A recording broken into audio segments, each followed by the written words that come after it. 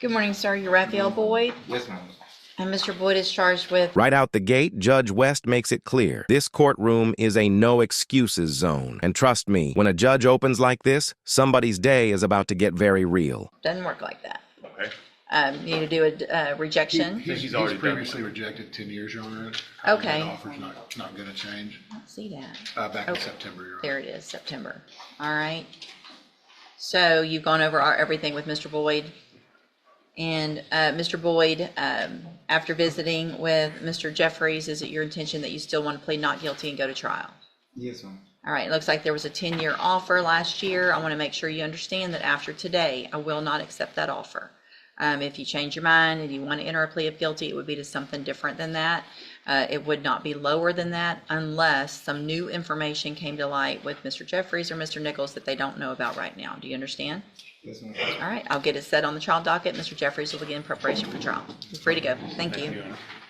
Quick legal insight. When a judge says an offer expires today, that's not a suggestion, it's a warning. Once the trial is set, that sweet plea deal can vanish forever. Would you take the 10 years or gamble on a trial? Been arrested for anything since that time? All right, then any reason not to go forward with sentencing? No, Your Honor. Mr. Parker? Wait, you're not, I'm not done yet. Are you that excited to go? I still got to do, I still got to say the words. All right, ma'am, I'm going to find that you entered your plea of guilty freely and voluntarily. Find that you're mentally competent. You understood the nature and the consequences of that plea. So I need this printed out and everything. Find sufficient evidence to find you guilty, and at this time find you guilty of aggravated assault causing serious bodily injury. Sentence you in accordance with your agreement to a term of 3 years in the institutional division of the Texas Department of Corrections. You will receive credit on that sentence for any time that you've been in custody that the law gives you the right to receive.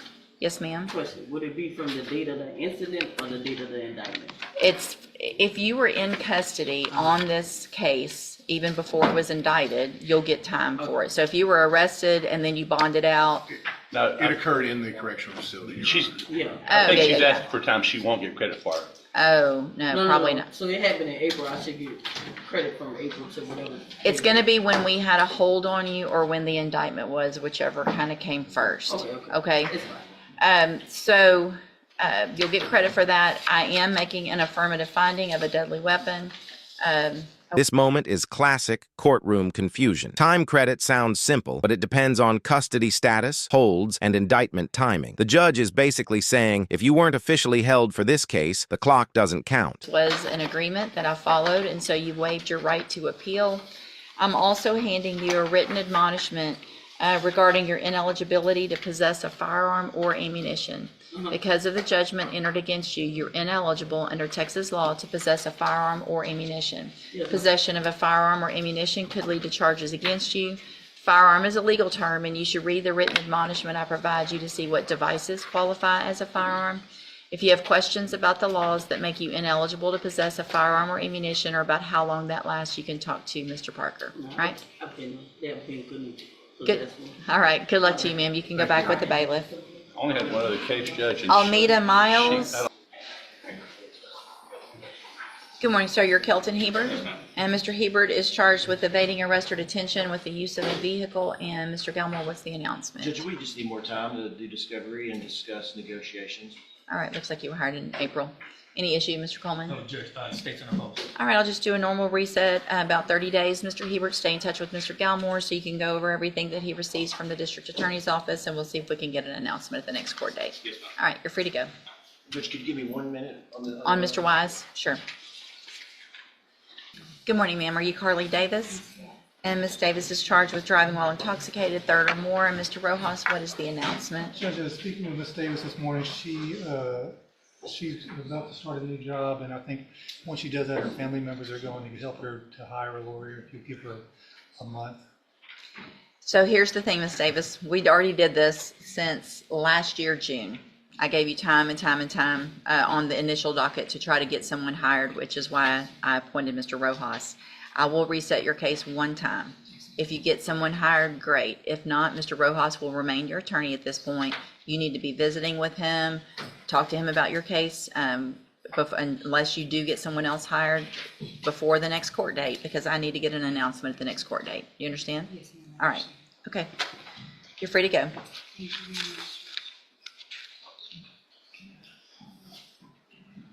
Simone Dobbins, Mr. Rojas. There's more coming. Yeah, you may want to hold on to it for a second. All right, it went away. Good morning, you're Simone Dobbins. And Mr. Rojas, will your client waive the formal reading of the indictment? She will, Your Honor.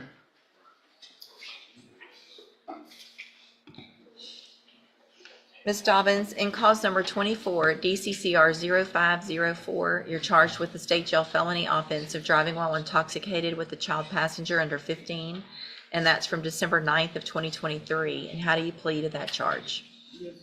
Are you pleading guilty freely and voluntarily? And are you pleading guilty because you actually did what they've charged you with? I have here on the computer some documents that have your signature on them that the state has marked as exhibit number 1. Before you signed these, did you go over them with Mr. Rojas? Do you fully understand them?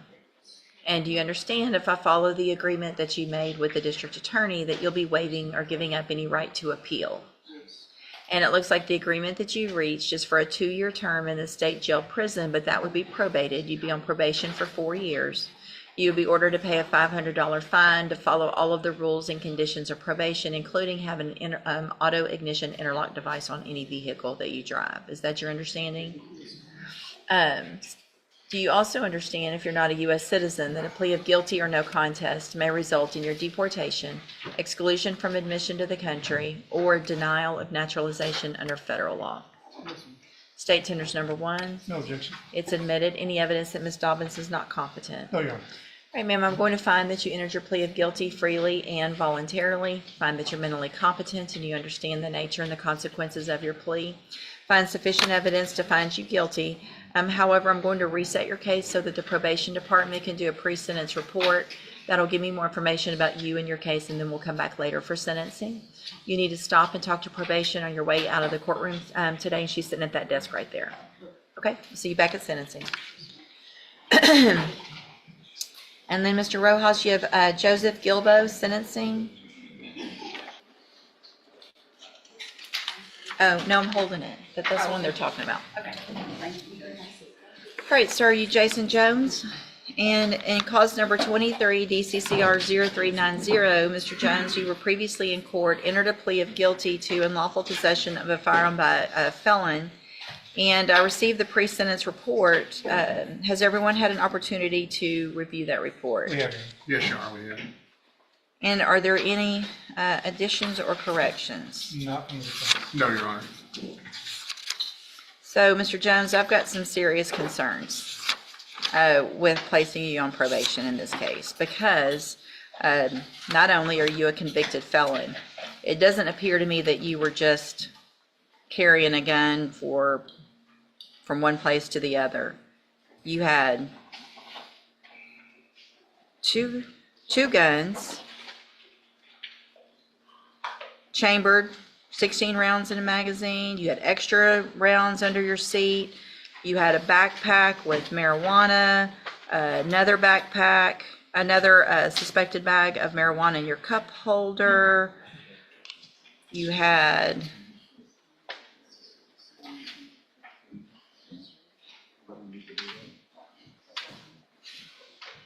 I just feel like there was more going on here. A scale. People don't carry around scales. People don't carry around that kind of marijuana. People don't carry around those kind of guns unless they're dealing drugs, period. And so the fact that you are already a convicted felon and out dealing drugs makes me wonder why we're giving you probation. Does that make sense? Okay, pause. This is where the judge connects the dots. Guns plus extra rounds plus a scale plus weed. In courtroom math, that equals drug-dealing energy. Judges don't need a confession. The items speak for themselves. I had to go in today to get my ID and my social at Jefferson nursing home on Folsom. But we're set for tomorrow. If I test you this morning, you're going to have something in your system? Let's double check that. Have a seat in the jury box. I think you've been on a drug patch. Yes, I'm on the drug test. We're going to double check. I just want to be Good morning, you're Joseph Gilbo. And Mr. Gilbo, you were previously in court and entered a plea of guilty to impersonating a public servant. I've received the pre-sentence report. Has everyone had an opportunity to review that report? Are there any additions or corrections? Comments? Explanations? Please? So, obviously, you're talking about Mr. Gilbo's statement as PSI judge. I spoke with him about. Can I get everyone to please hold it down a little bit?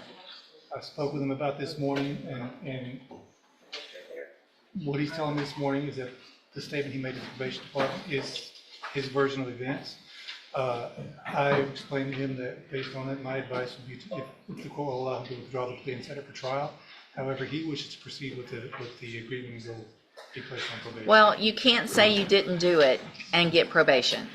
It doesn't work like that, because when you were here before, the clerk swore you in to tell the truth. And when you stood in front of me, I asked you a couple of very important questions. One was, were you pleading guilty freely and voluntarily? And the second one was, are you pleading guilty because you actually did what they charged you with? And you answered yes to that. But if you didn't actually do what they charged you with, then you need to plead not guilty and let a jury decide. You can't say I didn't do it, but I don't want to go to trial. Does that make sense? Either you did it or you didn't do it. I did do it. Okay. The statement that they made was some of it wasn't true. Well, if some of it wasn't true, that's fine. But either you impersonated a public servant. This right here is the legal crossroads. You cannot say, I didn't do it, and also take probation for it. Courts require consistency. Either plead guilty because it's true or go to trial. No in between. All right, then. Anything else with regard to the pre-sentence report? Mr. Hoffpower, Mr. Rojas, anything else? No, Your Honor. All right, Mr. Gilbo, I'm going to find that you previously entered your plea of guilty freely and voluntarily. Find sufficient evidence to find you guilty. However, I'm going to follow the agreement that you made with the district attorney and defer all proceedings and place you on probation for a period of 4 years. You're ordered to pay the $500 fine and to follow all of the rules and conditions of probation. If you do that, this is an excellent opportunity because you do not have the felony conviction on your record. And if you successfully complete the probation, at the end, the case is dismissed. You will never have the felony conviction. The other side of that, though, is if you violate any condition of probation, you can be brought back into court. You could be found guilty of the offense and sentenced anywhere in the range of punishment, which is up to 10 years. Do you understand? All right, I'm handing you the trial court certification. That shows that this was an agreement that I followed, and so you've waived your right to appeal. You need to have a seat here in the courtroom and wait for probation. She's going to call you up when she's ready to go over your paperwork. Good luck to you, sir. Yes, ma'am. Thank you so much. Jason Jones, sentencing, Mr. Rojas, tested negative. And so remind me again. I just got the money for it. All right, so 1 week. All right, step in front of the clerk, get your reset. Mr. Stewart, you tested positive for THC, methamphetamines, and amphetamines, which is obviously a violation of the condition of your bond. When was the last time you smoked marijuana? When's the last time you used methamphetamine? Not a week ago. All right, so Mr. Stewart, obviously, as those are violations of your bond, what is his bond set at right now? Let me see if I can find it too. Give me a second.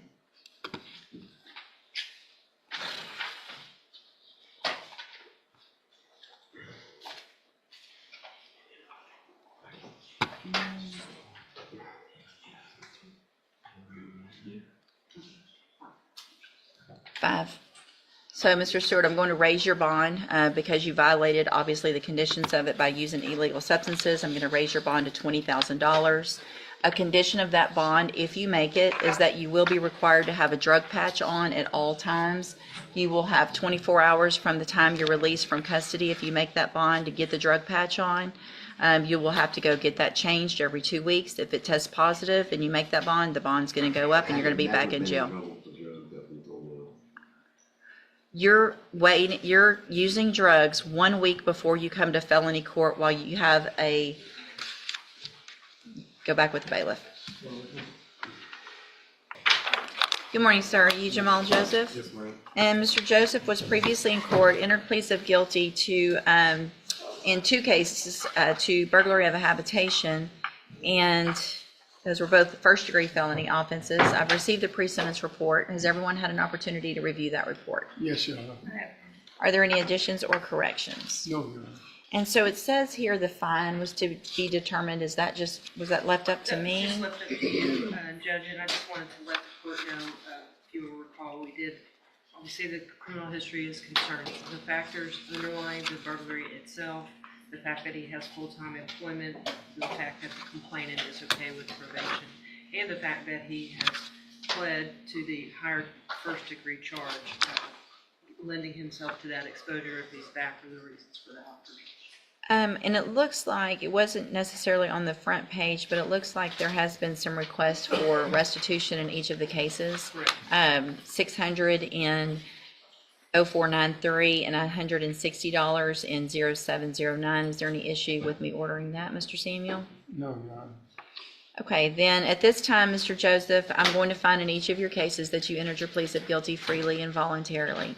In cause number 24, DCCR 0493, find sufficient evidence to find you guilty. However, I'm going to follow the agreement that you made with the district attorney and defer all proceedings and place you on probation for a period of 10 years. I'm going to order a $500 fine in that case and order that you pay restitution in that case in the amount of $600.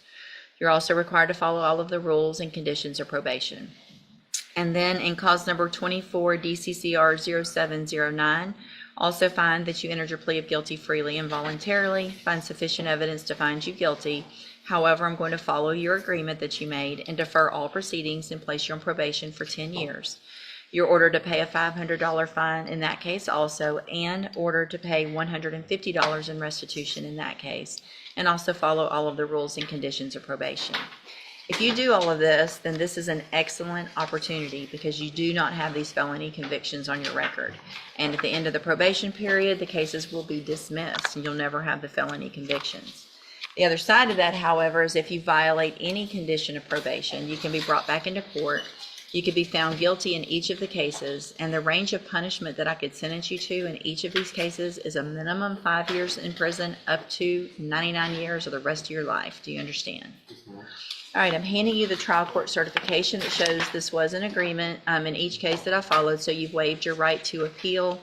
And I do want to make sure, I want the restitution, at least half, to get paid, not wait till after the fines and all of that, okay? If you'll just, that's his.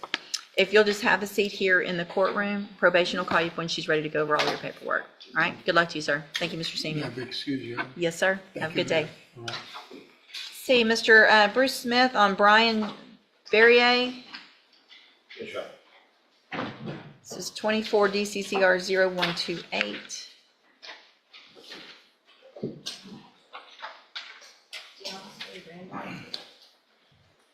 Morning, Mr. Smith. Morning. Good morning, sir. Are you Brian Berrier? And Mr. Berrier is charged with, hold on, I can't even, something different than normal.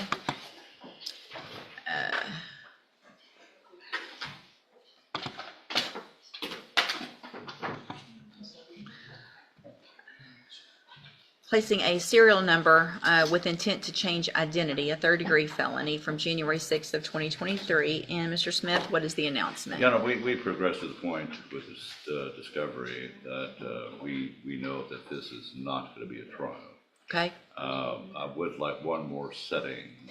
I believe this is our first setting.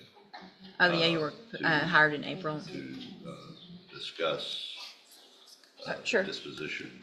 All right, any issues? No, Your Honor. So I'm going to reset it about 30 days. Make sure you stay in touch with Mr. Smith. We'll visit with the district attorney between now and then. Y'all can visit and we'll see if we can get an announcement at the next court date. Thank you. All right, you're free to go, sir. And Mr. Smith, you also have Fabian Hall, 24 DCCR 0758.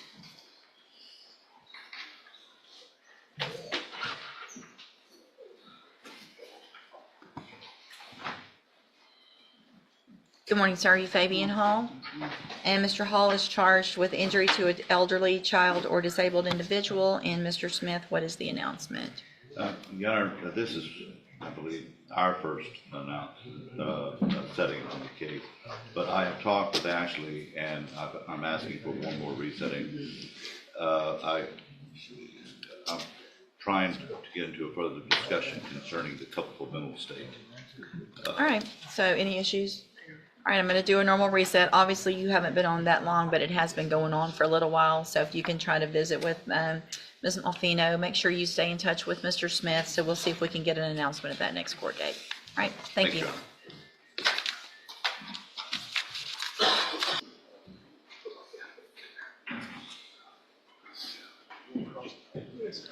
Good morning, sir. Are you Michael Anthony Thomas? Yes, ma'am.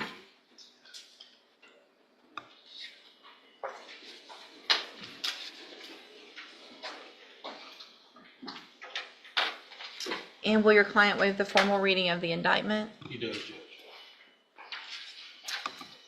Mr. Thomas, in cause number 23, DCCR 0530, you're charged with the second-degree felony offense of indecency with a child by sexual contact from October 1st of 2019. And how do you plead to that charge? Are you pleading guilty freely and voluntarily? And are you pleading guilty because you did what they charged you with? I have here on the computer some documents that have your signature on them that the state has marked as exhibit number 1. Before you signed these, did you go over them with Mr. Lewis? Yes, ma'am. Do you fully understand them? Yes, ma'am. And do you understand, if I follow the agreement that you've made with the district attorney, that you will be waiving or giving up any right to appeal?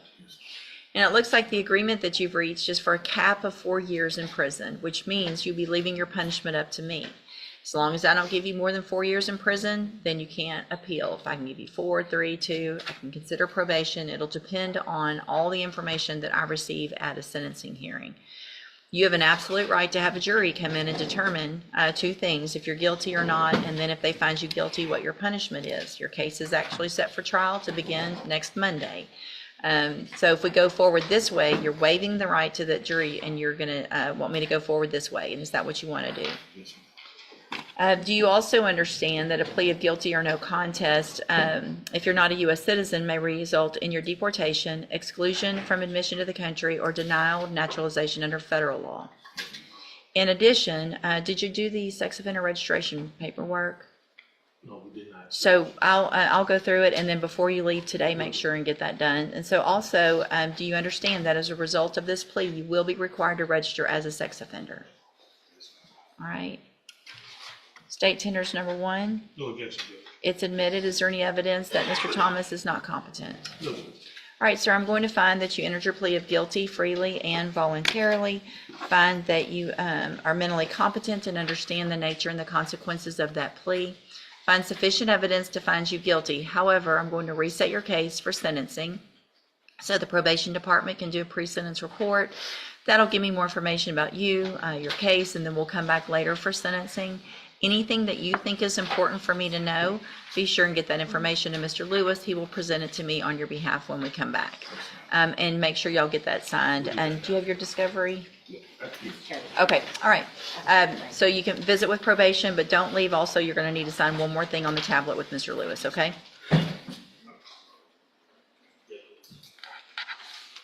If you're finding these real courtroom moments as intense as we do, make sure to subscribe and turn on notifications, because every week we step inside real courtrooms where the truth always finds its voice.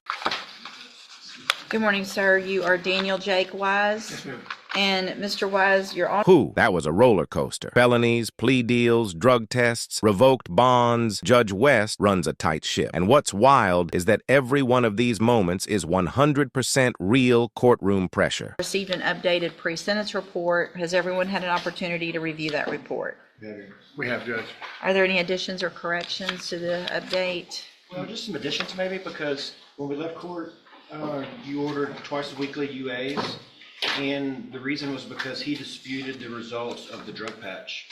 Now, since we left here, and probation's here, he's taken 2 UAs a week. He hasn't failed any of them. Okay. But what I don't know is if what the drug patch results were, because I don't believe probation gets them. But normally when the court gets them and they're a failure, they're sent to me. I haven't received any. Yeah, if we would have received a failure, that would have come through, I'm sure. And we've got no notifications, Yeah. Judge. Okay. And I maybe can spare the court a little bit. Speaking with probation, speaking with Mr. Galmore, I don't feel that revocation is warranted. He is, what I would be asking for, Judge, is maybe extension with JCDI. I saw that. He's on 5 years already for a state jail or a third? It's a third, Your Honor. He's been extended, I think, once. It's been extended one time, year. so we're at the end of 6 So years. we're at 6. Right. So we can He's do really, one more. he's really at the finish line, Judge. There was a problem near the end, so. Okay, thank you.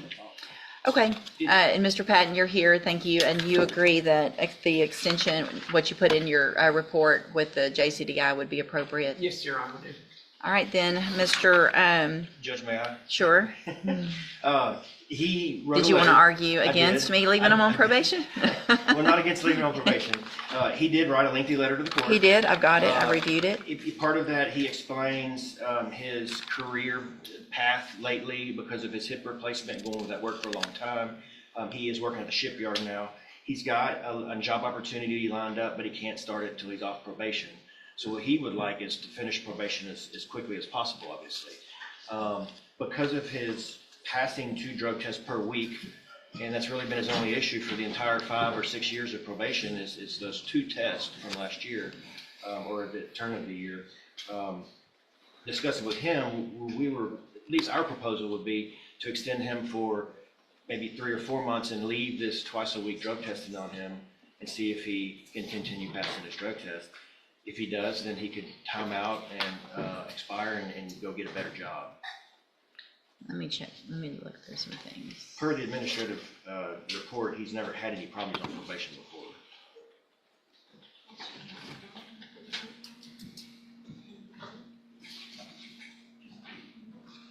So there was an administrative hearing. Looks like everything had to do with This. leading up to this. Is that correct, Mr. Patton? We had 1 failed drug test in November, 1 failed alcohol test. There's a 3rd failed drug test that he disputes. Right. Mr. Nichols? It's hard for me to argue against that, Judge. All right, so here's what I'm going to do, Mr. Wise. I'm going to find that you entered your pleas of true to counts 3, 4, and 5 freely and voluntarily. Find those counts true. Find sufficient evidence to revoke your probation. I'm not going to do that today. I am going to extend your probation. What's the date? Let's see. May. So we just passed. He's technically expired now, but for the Like NPRP. I'm doing math on my fingers up here. Okay. So if I extend it, does it extend from today or from the date? It would extend from the 13th of May. That's correct, Your Honor. So just from last month. All right, I'm going to extend it for 3 months. I am going to order the continuation of the drug test each week, how we've been doing it. Those go fine. Make sure everything else on probation is going fine, then you'll be off in a few months. Continue the drug test also? Yes. Yep, let's do everything just to make, and obviously if you're doing both and there's a discrepancy, then I'll have, 2 things to look at instead of just one. But if everything goes well between now and then, we shouldn't have any issues and you'll be off your probation in a few months. If not, any issues, we're right back in here, another motion to revoke, you're back in custody, and things probably won't go like this. You understand? All right, good luck to you, sir.